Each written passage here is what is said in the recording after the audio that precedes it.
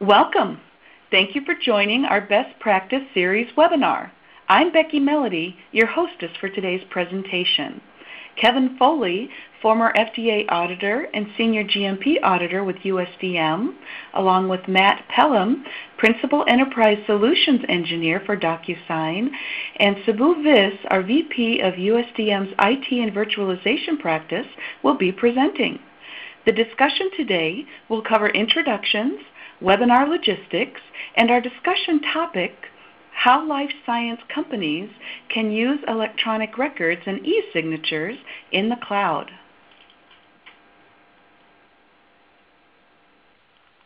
We're proud to have Kevin Foley leading the audit initiatives for the USDM team.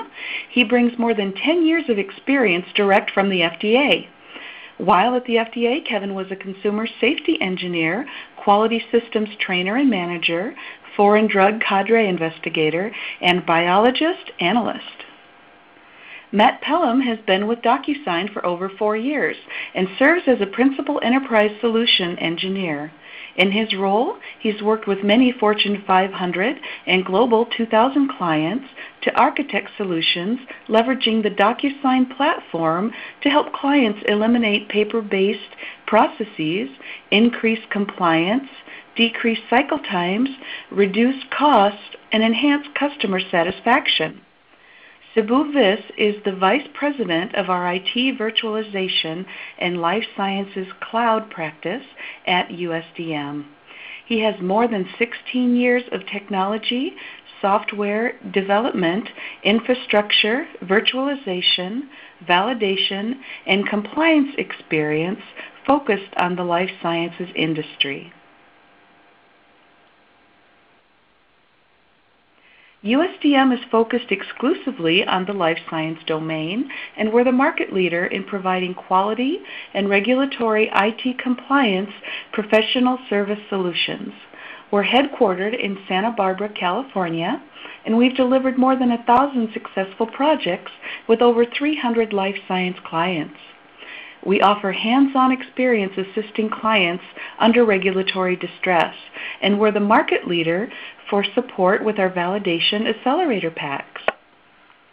The various dedicated practices include global quality and auditing, IT and virtualization, of course, Life Sciences Cloud, GRC, our laboratory practice, which includes systems and equipment, ECM, ERP, PLM, our enterprise quality management, manufacturing automation and equipment, clinical and drug safety, business intelligence, project management, and most recently, our track and trace serialization practice leading the new UDI compliance outreach.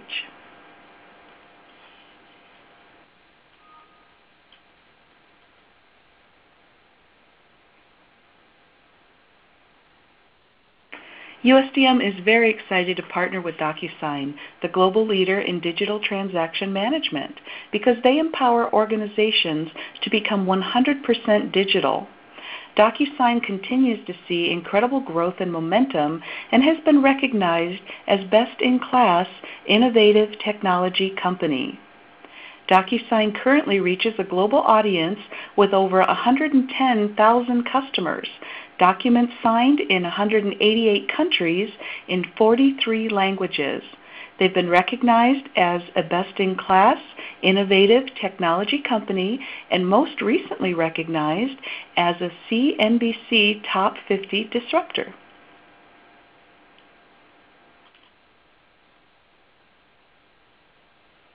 Together, USDM and DocuSign are committed to life science customers. We have a few examples here of clients that we continue to delight as individual entities, and then some that we're teaming with mutually, and we're just really excited about what we can offer together.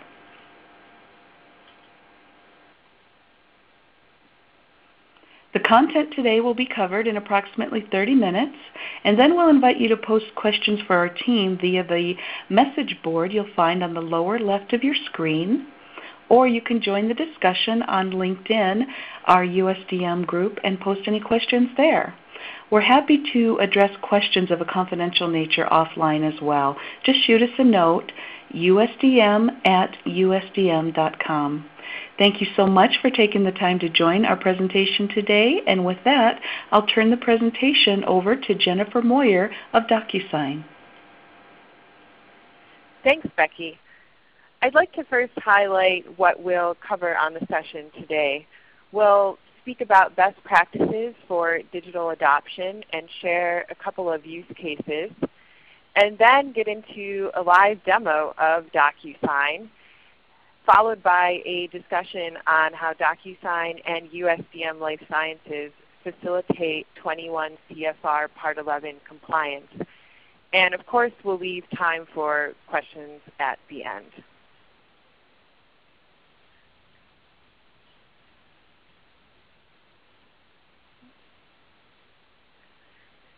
Now, I'd like to preface our discussion on digital best practices by first honing in on the problem with manual paper-based processes. And I'm hoping that seeing this picture makes you cringe a little bit, seeing those stacks of paper, in part because maybe that's all too familiar and probably quite frustrating. Despite the fact that we live in a world that demands mobile, on-demand access to information, companies are oftentimes still using paper, printing, scanning, and faxing for everything from new drug applications to new hire paperwork. And paper these days often connotes inefficiency and waste. In short, paper is a problem. But what does that really mean for this industry? What does that mean for life sciences organizations? Well, really the crux of the problem is that all of the signatures that you need, whether that's for clinical site initiation, trial recruitment, lab reports, and the list goes on, all of these approvals and documents and transactions, when you're using a manual paper-based system, that's holding up the time that it takes you to bring the critical treatments that you're developing to market. It's adding days, weeks, months to an already decade-plus long process. And it really doesn't need to be this way. It shouldn't be this way.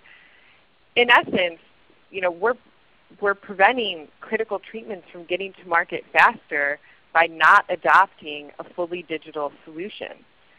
This is really, it's no longer the way to do business in this industry, and this is a place where everyone is demanding change. To keep pace is to fall behind, and there needs to be a better way. So in other words, it's a mess out there, and that's what this picture illustrates. You've invested in processes and technologies that connect your key stakeholders to critical business systems. But oftentimes when it comes time to get a signature, to complete a transaction, that process often breaks, and we see that customers may be reverting to printing, scanning, faxing, paper-based systems.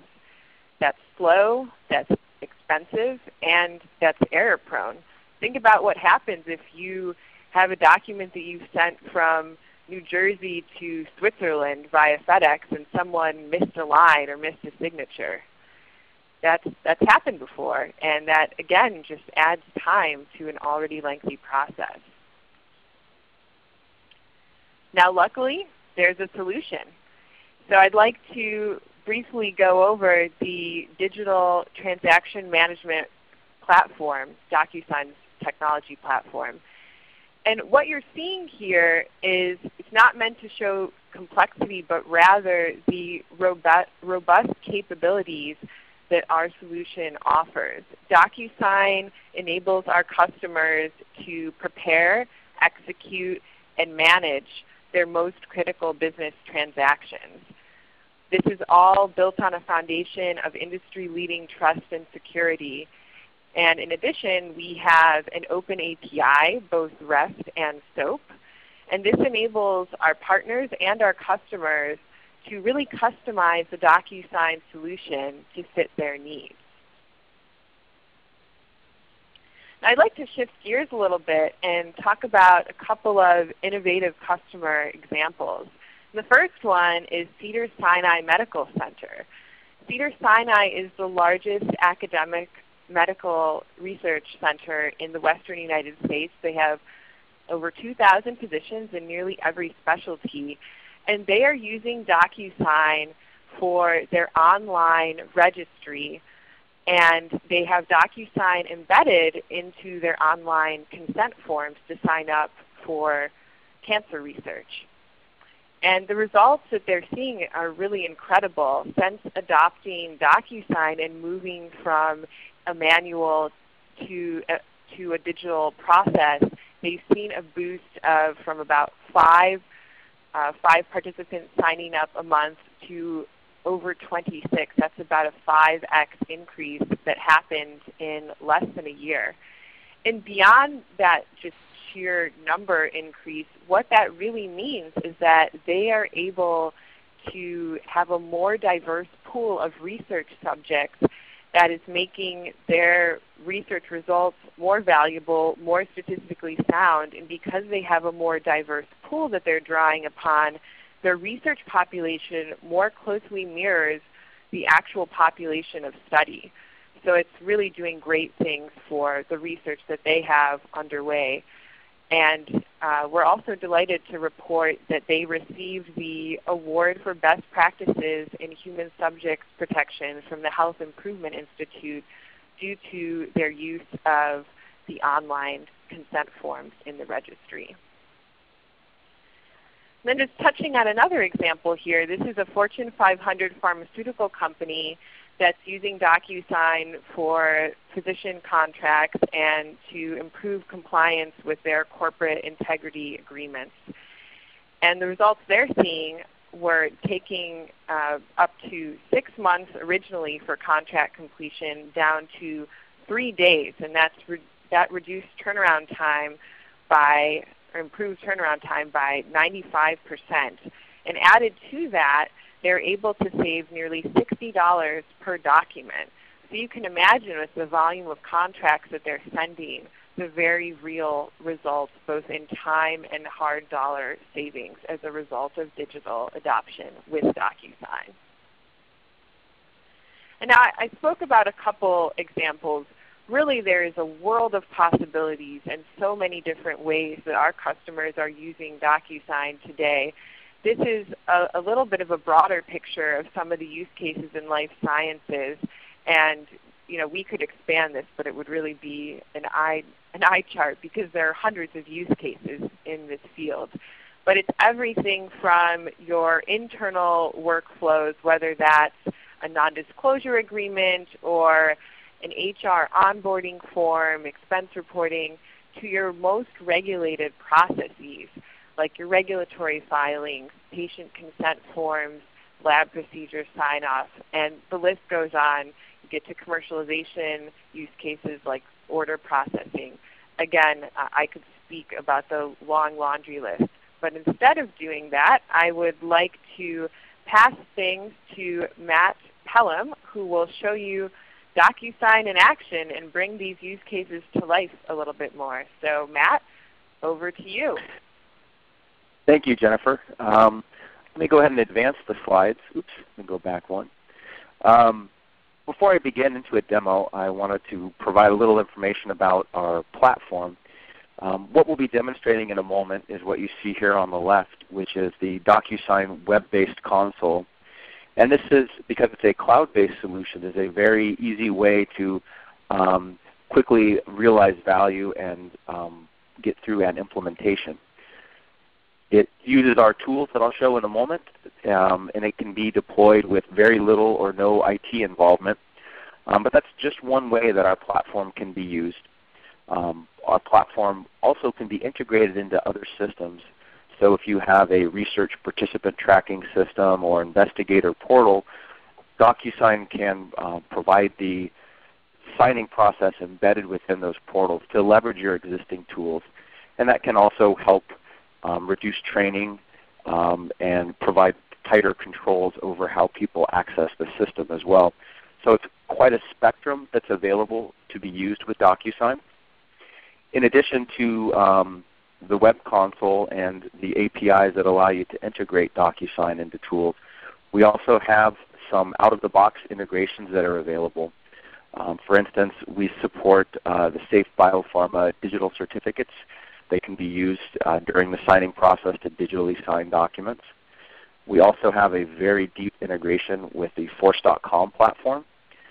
And we are available out of the box in Office 365 products such as SharePoint, Word, and Outlook. And we also have plugins for the behind the firewall installations of SharePoint as well, 2010 and 2013.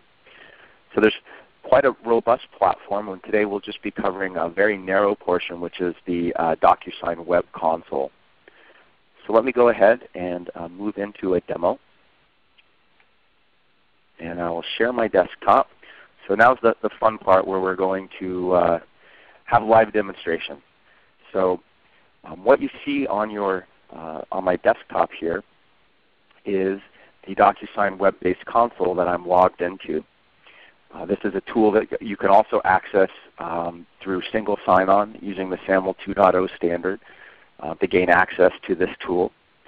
Once I'm in here as a sender of documents, I see all the different transactions that are that I have sent, and I can see their status, whether they've been viewed, completed, voided, or declined.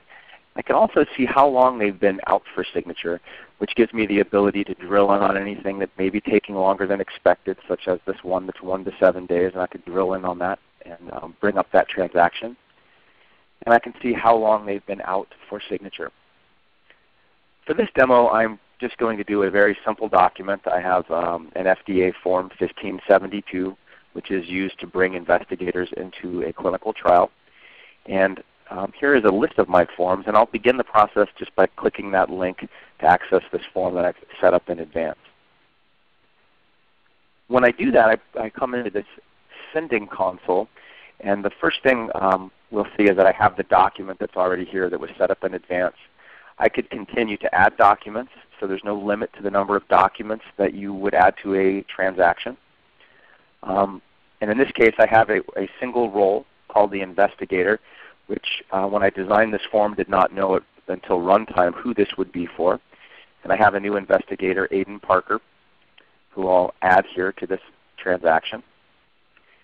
The action I want Aiden to perform is just to be a signer, although there are other actions. I'll just stick with this one for now. And there are other ways that we can help authenticate this person, such as using digital certificates, but for now I'll just use electronic signature. And as I scroll down, there's a couple other settings I'll just quickly go over. I have the ability to set a custom email subject and message, including being able to customize the language per recipient. We mentioned the many languages that we have available. And there's some different settings in here about reminders and expirations, but I'll just skip over that here for the moment. So now that I've addressed this, I've just selected a form and added the person who will sign. I can click Send Now. But before I do that, I'm going to click the next button here, which will bring up that document so you can see how it was prepared for sending. And as this illustration is showing, the administrator who came in before chose where there would be form data, field data, checkboxes, radio buttons, signatures, and simply move them onto the document as you see me doing now. So this was already set up in advance and can be locked down to add control for compliance so that I cannot, as a sender, modify this document in any way other than addressing it.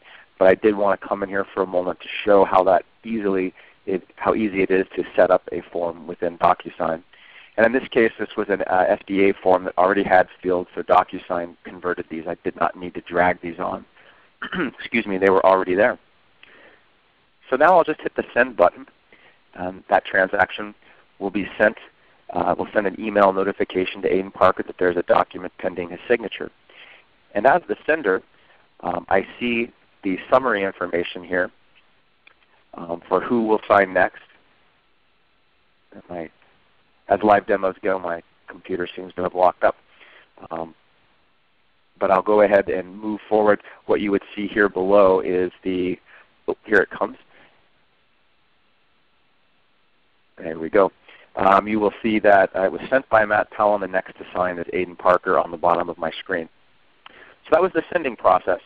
Let me quickly move over to Aiden Parker's view of this transaction. So I'll change web browsers here, and we see that at 11:19 Pacific time, Aiden Parker received this email message. This email message does not contain any documents, and Aiden does not need to have any DocuSign software, so there's no plugins or software required. He just needs the ability to access this transaction and authenticate. So as I click the View Documents button, a new tab opens up and prompts me to log into DocuSign. I'll go ahead and sign in here. And I come into the signing transaction now. So just like from the sending view, I see this information, which I've pre-filled just for the simplicity of this demonstration. And I can click the next button and auto-navigate through where actions are required, or I can scroll through the document as I'm doing now. A couple quick features to point out is field validation is one. I have a zip code here, but if I were to put in anything that didn't look like a zip code, I would not be able to complete this form until I complied with this, what this field requires. So I'll go ahead and put a true zip code in, and I'm OK on this field now. Next I get to some radio buttons where I need to either choose a CV or other statement of qualifications. And when I click any of these buttons, we'll see an attachment icon appear here.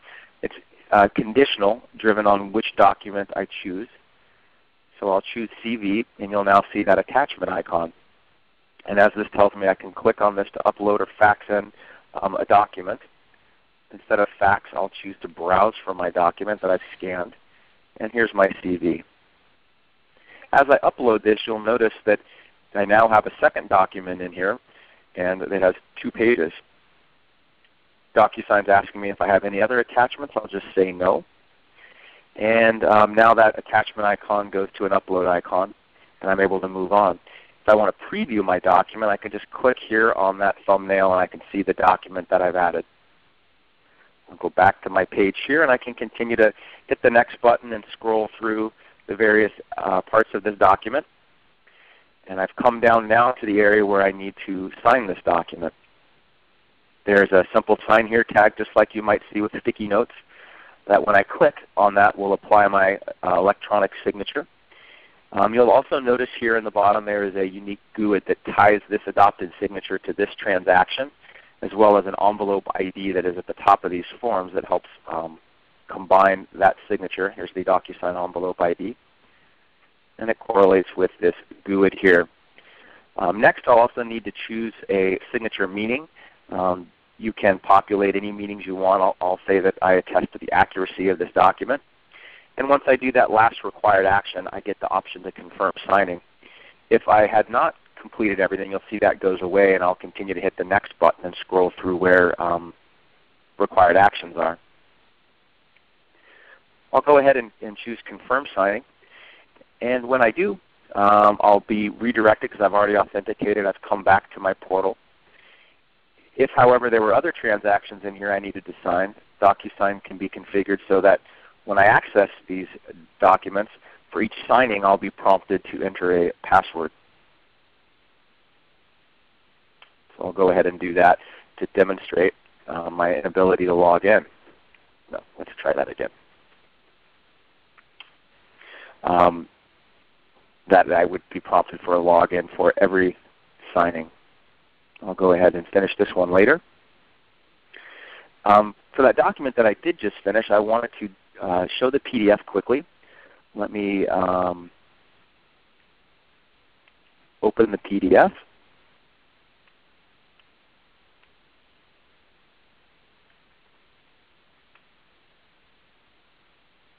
I'll choose the download option here, and I'll download the 1572. And let's display this in a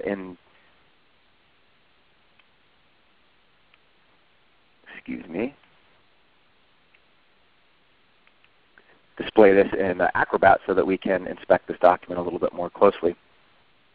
One of the things I'll show is the tamper-evident seal the DocuSign system places on this document, which is visible by looking at the signature panel. And we'll see here that the DocuSign system, rather than the recipient, has digitally signed this document to provide a tamper-evident seal, and we see the green check mark. It says valid signature, and that the document has not been modified since the signature was applied. I see the envelope ID at the top of the page, so we know that cannot be altered, as well as the signature image here and the unique GUID. Lastly, when we download these documents, we also have, as I scroll down, there's my attachment as part of this document, which is now also digitally signed. And we'll see the certificate of completion here. And on my screen we'll see there was one signing event by Aiden Parker. The security level was email. He needed the email link to get access to the document, and then account authentication was required. He also signed at this IP address, and we see the trusted timestamps from the DocuSign system, when he was invited to sign, when he viewed it, and when he actually completed signing. So with that, let me turn this back over to Kevin Foley.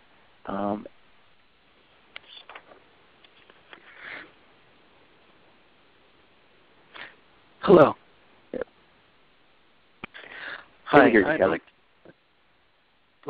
I'd like to speak for a few minutes on a few select areas of from a joint white paper that USDM and DocuSign will be offering and coming out soon on how DocuSign complies with Part 11. Part 11.50 A and B describes how the e-signature should have details about the signer, when it was signed, and the meaning of the signature. If you recall from the demo, the signature component tags are selected by the sender to drop into the locations within the document for the signer to sign. These tags include all the aspects required by Part 11. These include the date and time, the e-signature, which is a unique digital ID controlled by DocuSign, the name of the signer, and the meaning of the signature. This signature is managed at the time of the creation of the DocuSign document and is retained throughout the life cycle of the document. The signature manifestation is displayed as shown in this slide. Tampering with this signature, even if the PDF is out of the control of the envelope session, will be apparent and evident, thus showing an audit trail for anyone who wants to make sure that there's security and compliance with Part 11. Part 11.70 is really about how signatures are linked within the envelope, and more specifically within the document.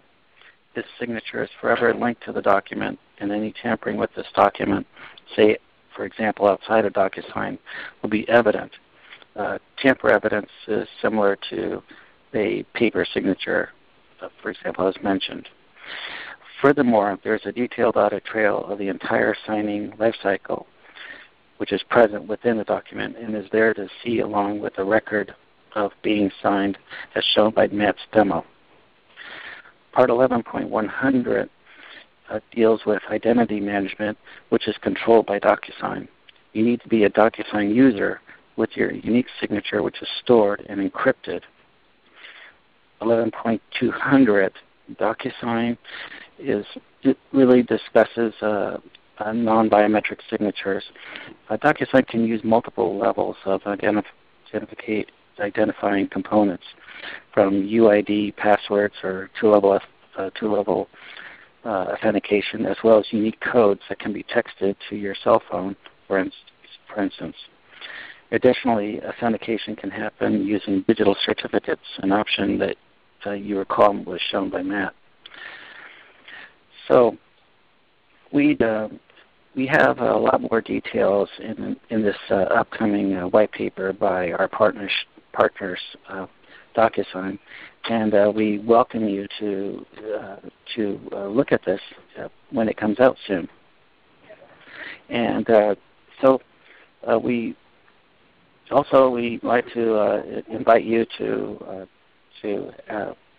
put forth any kind of questions following this discussion, or to forward them via email. And with that, I'd like to pass this on. Okay. Hi, everybody. Good morning, good afternoon. This is Subbu Viswanathan from USDM. Well, it's one thing to really have the system, automate a particular business process that you may have, but we in this business have to validate it. Sometimes, the cost of these validations can be quite high, and what USDM has been doing in the past, over the past 10 years, is essentially develop what we call VAPs, Validation Accelerator Packs. Like we don't have enough three-letter acronyms. There's one more for you to remember. These Validation Accelerator Packs, we've been developing for a variety of best-of-breed vendors that you can see on the right-hand side of that slide. We consider DocuSign one of the best-of-breed vendors when it comes to electronic signatures, especially from a compliance perspective. And these VAPs essentially provide our customers a starting point, a very, very good starting point for most typical implementations of DocuSign or any other application.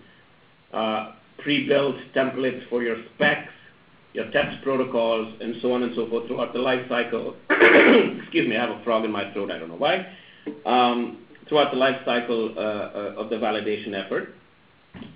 USDM's VAP for DocuSign is also part of our cloud assurance offering, and I'm going to talk about that a little bit. The cloud assurance essentially provides not just the VAPs. In addition, it provides vendor assessments and vendor audits of DocuSign that's conducted by an independent party, in this case, USDM. And we maintain these VAPs for a period of time. And we are we go hand in hand with DocuSign along with their releases, and as they release new versions of the software, we're updating the VAPs as well, and our customers get to leverage that because it's easy to be one and done in this business, especially when it comes to validation. But as we all know, things are constantly changing, and in the cloud space, things are constantly changing outside of your control sometimes. And having the validation kind of tag along with it right in lockstep is a phenomenal advantage.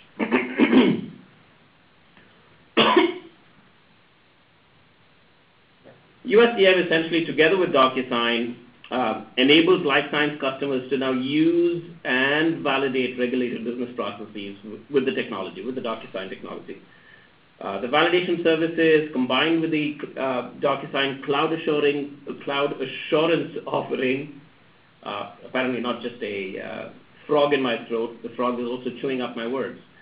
The cloud assurance offering provides a complete compliance solution that's based on GAMP, GAMP5, and other industry best practices.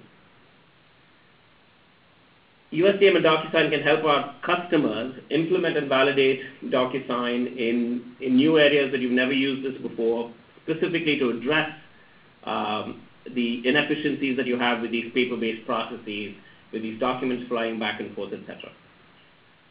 It's easy to validate something one and done, but as you well know, it's never the case in our industry. Change management and ensuring that the intended use of the solution we pick is still maintained and managed is really, really important. This is also extremely difficult in the cloud space because typically you have these software as a service vendors like DocuSign, where changes are happening on their back end to support new features, maybe a change to their underlying infrastructure or whatever, and that doesn't really change, say, our intended use of the system. But those changes are happening, excuse me, outside of our change control or change management processes. So how do you cross that hurdle, and how do you ensure you still stay in compliance? We have various options on the overall cloud assurance package that you can pick that enables you to stay compliant and feel good about yourselves and sleep at night. What, of course, is something that I was talking about earlier is just the maintenance and upkeep of the validation accelerator packs or the VAPs hand in hand, in tandem with the system releases of DocuSign. Clients can, of course, use and execute the VAPs as necessary. Furthermore, obviously you'd want to audit DocuSign and show that they're following good processes, they have good quality management systems in place, et cetera, et cetera. USDM can provide that for you. We will do the vendor audits on a predefined schedule, and these audits can be leveraged by our customers and used as part of their documentation package for the system. Thirdly, we could also completely hand over the validation testing responsibility to USDM. USDM will maintain, USDM will maintain and validate the intended use of the system, along with the periodic releases, and maintain the validation package for as long as you pay, I guess. And customers pay a subscription fee and will have full access to that documentation and that validation package. And additionally, we're working on this with a few of our customers, is we're providing test automation options. Essentially, periodic regression tests that we can run on a specified schedule, or we can run along with the release schedules, which are automated using HPQC or another kind of a similar kind of a test automation suite. Why regression testing again? If you recall, I was talking about you're using DocuSign for a particular use case or a particular intended use. Let's say DocuSign has 4 release cycles a year or 3 release cycles a year, but your intended use, the way you want to use the system, hasn't really changed.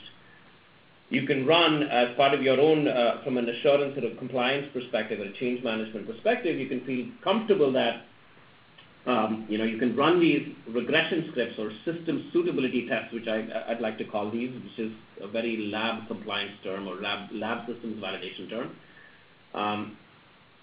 But I like that term, system suitability test. So you can run these test scripts periodically to feel comfortable that your system is still suitable for use, for your intended use. And hey, why don't we take that a step further and actually automate those test scripts as well? So those are options that we can talk about.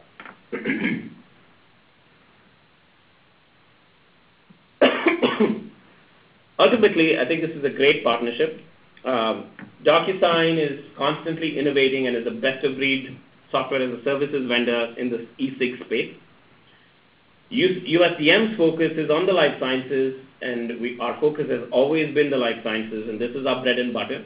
And we've been in this industry, and we've been an industry leader for a long, long time. And we've been focused on this compliance space, and that's what makes this a very productive partnership for our life science customers.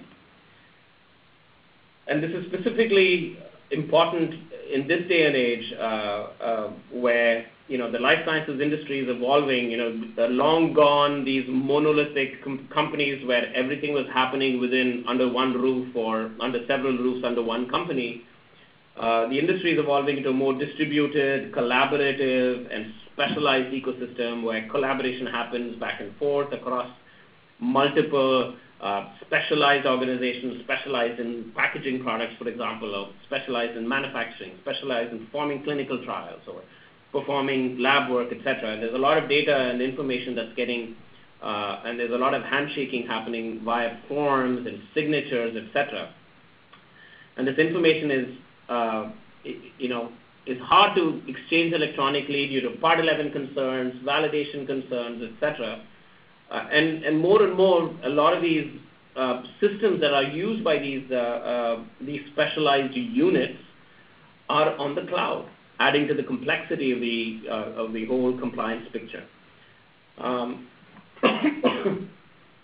There's just so much paper moving back and forth that the DocuSign solution is not just a disruptive force, but it increases efficiencies in getting this information exchange happening in a very nice and compliant way. But above and beyond that, with the USDM partnership, they're compliant to boot. So with DocuSign's cloud-based eSignature solutions and USDM's cloud assurance packages, you can deploy these solutions in a matter of days and weeks rather than months in a compliant manner. And it's one thing to make that statement very boldly, saying, yeah, software as a service vendor, we can deploy these solutions in a matter of days. It's a completely different thing to say that to a life science customer, when the life science customer has to deal with change controls and validation documentation and things like that, which is why this particular solution is quite disruptive and is something that you guys should be interested in. With that, I'll close, and I would open the floor for questions and get a drink of water maybe. Thank you, Subbu. Appreciate that. And thank you all to our presenters sharing some great information here. As Subbu mentioned, we will now open the floor to questions. And while you're typing those questions in, I would like to let you know that the webinar has been recorded and will be available on our website, which is, of course, USDM.com. Looks like we've got quite a few questions coming in, so let's jump right in. The first one is John asking, do you support SAML authentication for SSO? This is Matt Pelham with DocuSign. And John, thank you for the good question, and I will provide an answer. Yes, we do support the SAML 2.0 standard for authentication of both senders and of recipients. So we demonstrated today with just using DocuSign credentials to log in. However, we could have mandated that all folks who access sender or signer are authenticated by their own identity provider to gain access. DocuSign will also stamp in the audit log how those people were authenticated, so there is information in the audit history that would reflect the SAML authentication. Good question. Thank you. Thank you, Matt. Okay, next question. Susan is saying, what was shown looks like electronic signatures. Does DocuSign support digital signatures as well? Another good question, and this is Matt from DocuSign. I'll field that one as well. I just mentioned it briefly, but yes, we do have an integration built to Safe Biopharma, which is probably of most interest to this group. And that also includes a multi-factor authentication to the SAFE system.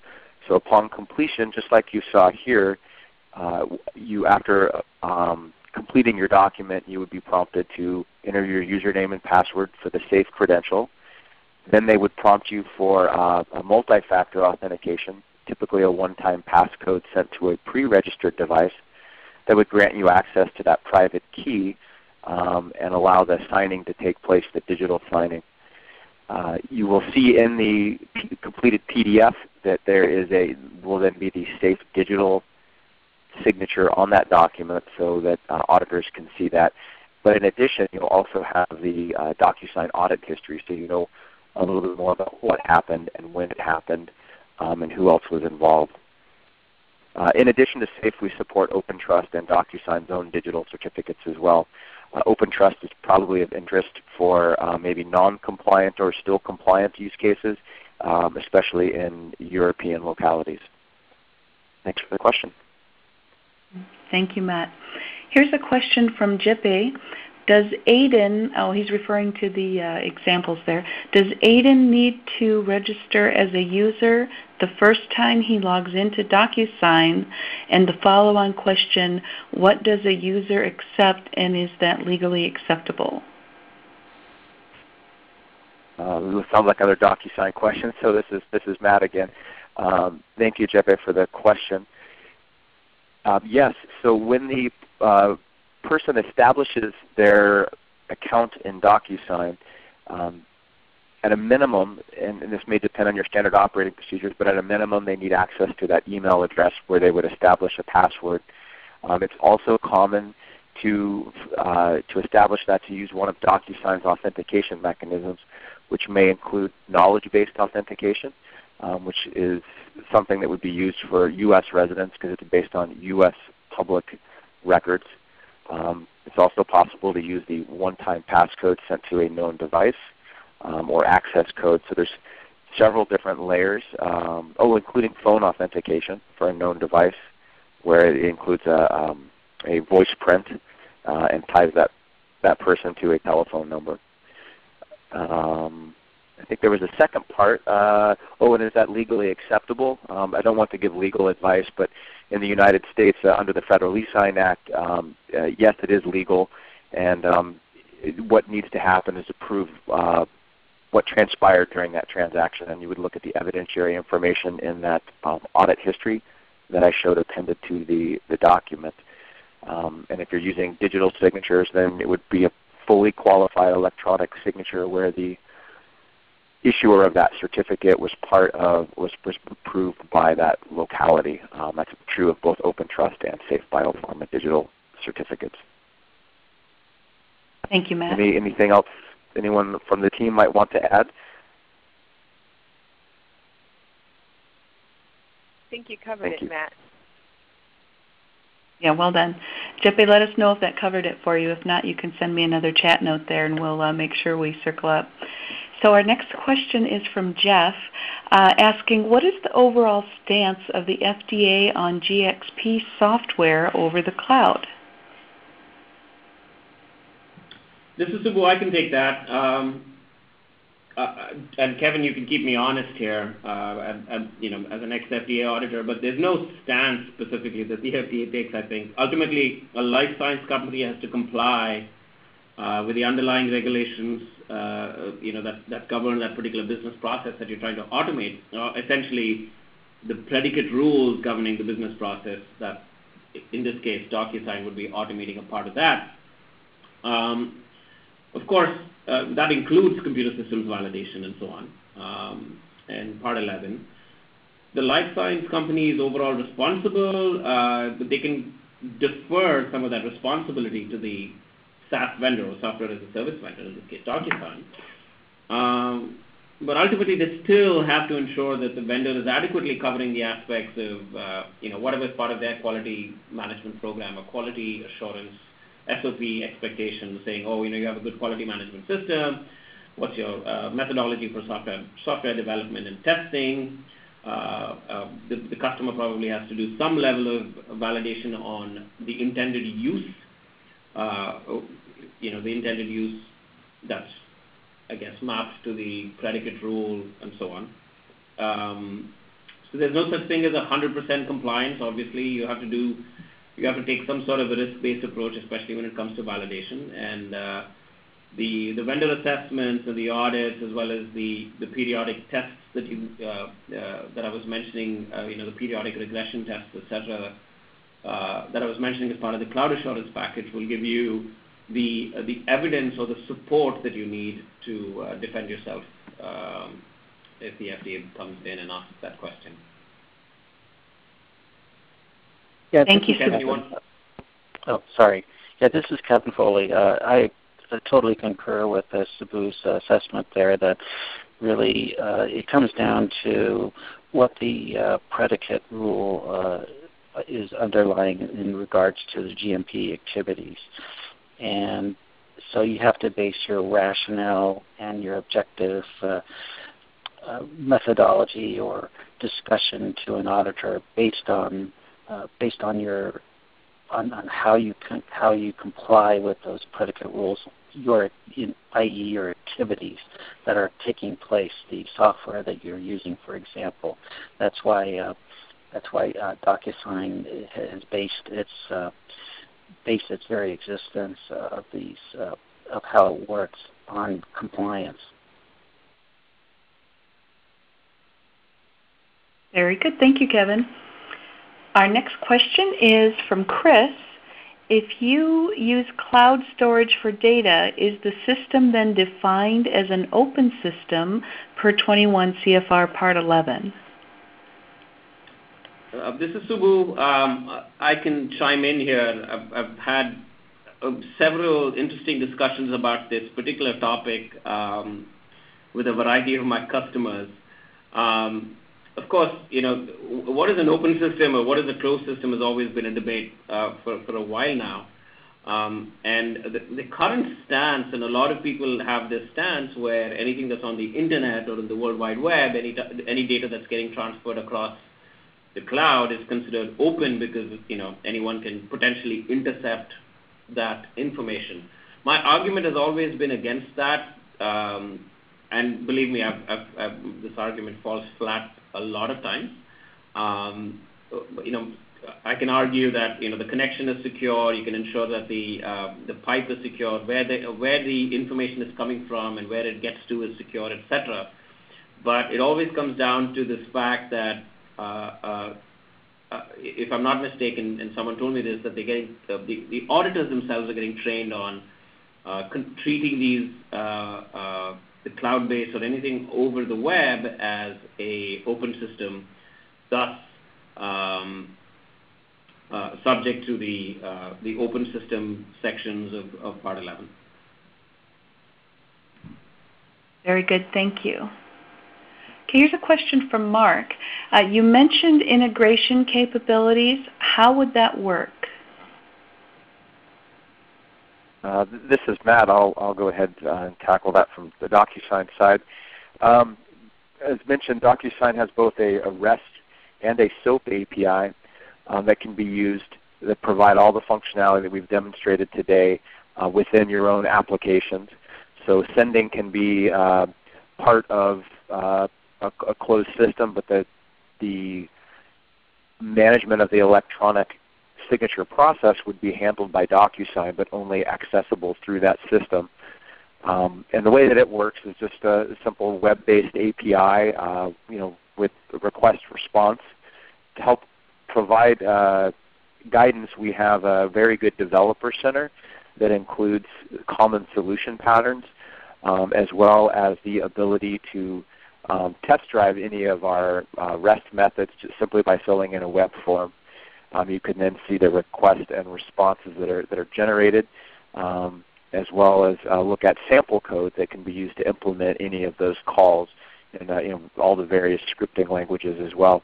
And we have a professional services team that can be used to help with that design and implementation. But since we are cloud-based, there's nothing to install, no hardware to configure, so implementations are measured in weeks or very few months, rather than in the time frame that you see most IT projects of 8 months to more than a year. DocuSign is a few weeks to just a few months, depending on the complexity. Wonderful, thank you. Okay, next question is, how does DocuSign work with Safe Biopharma? This is Matt. I may have answered some of that previously when we talked about support for digital signatures. And just to recap, the process is very much like you see, but upon completion, you're prompted to authenticate to the Safe system to access the private key. That's two-factor authentication. And then once the signing completes, you will see in the PDF that is available, there's a Safe Biopharma digital certificate or digital signature for that particular recipient, rather than just the system digital signature that I demonstrated today to provide that tamper evidence seal. And we'd be happy to demonstrate that specific capability if you chat with me offline. Thank you. Mm-hmm. Okay, next question is from Susan. What is the purpose of the periodic regression test you alluded to? This is Subbu, and perhaps I wasn't extremely clear when I was going over this during the presentation itself. Essentially, imagine this scenario. You have validated a particular use case or a particular intended use of this application at point in time T0 or on January 1st, 2015, and then 3 months down the road, you have a version update on the back end of DocuSign or a bug fix or something else that happens. Since it's a multi-tenant environment, it's going to be propagated throughout. And someone within your regulatory affairs or QA may ask the question, hey, you validated this at time T0 and now at time T1 you're telling me that the underlying system is changing.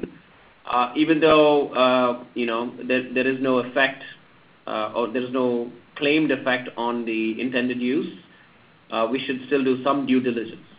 And then what you would typically do, whether it was an on-premises system or a SaaS system, is you would run some sort of regression test, some basic test saying, hey, we changed this database over here, or we did something at the back end which didn't affect the core GXP functionality that we validated before, and here's the documented evidence why it did not affect our GXP functionality. We ran some regression tests. Everything worked the way it worked at time T0, so at time T1 or T2, things are still kosher.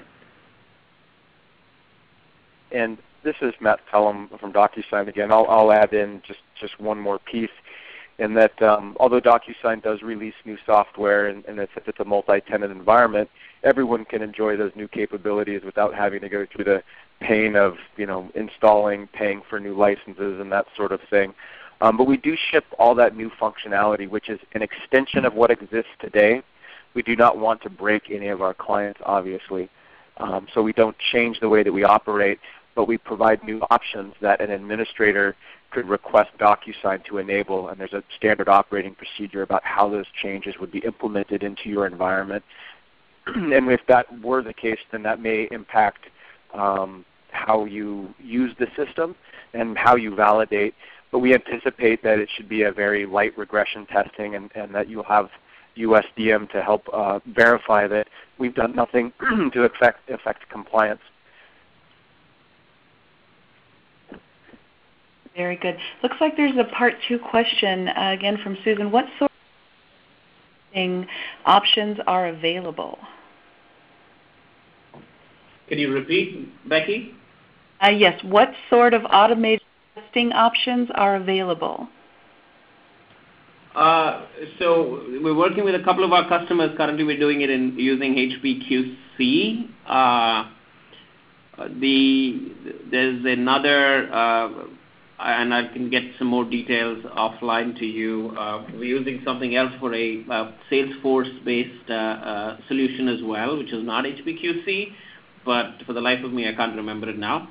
I hope that answers your question.